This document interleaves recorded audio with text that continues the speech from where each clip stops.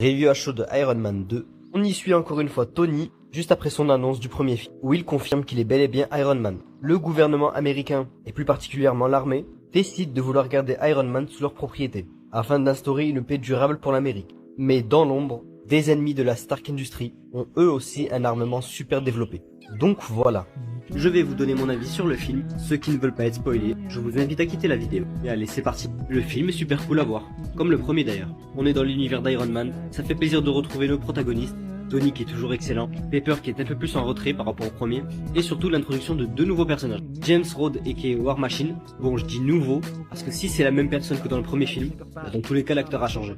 Donc voilà, on va dire nouveau personnage. Et bien sûr Natasha Romanoff, aka Black Widow, qui est vraiment cool. Vraiment dans ce film, on sent vraiment qu'on se rapproche des Avengers, par la présence de Nick Fury, Natasha, et surtout le fait que Tony travaille souvent seul. L'acceptation à la fin du film de travailler avec Rhodes, poussé à accepter de rejoindre les Avengers. Du moins en ce moment le projet Avengers.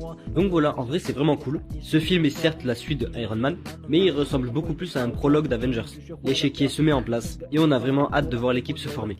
Mais bon, vous me direz pourquoi je parle pas beaucoup du film. Ben en soi justement, c'est que le film ressemble beaucoup au premier. L'évolution de Tony, qui passe d'un homme enfermé, dans le premier film littéralement, et dans le deuxième enfermé par sa maladie, et qui évolue à la fin du film pour devenir quelqu'un de responsable dans le premier, et ne plus être solitaire dans le deuxième.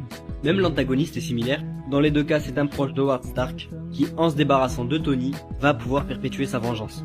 Donc voilà, en soi les deux films sont vraiment très similaires, mais le 2 est un petit peu plus cool à voir. Le premier a une ambiance bien plus pesante, très mal en point et que c'était quand même assez sombre. Le deuxième est un petit peu plus coloré, enfin dans le sens joyeux quoi. Donc voilà, c'était vraiment cool.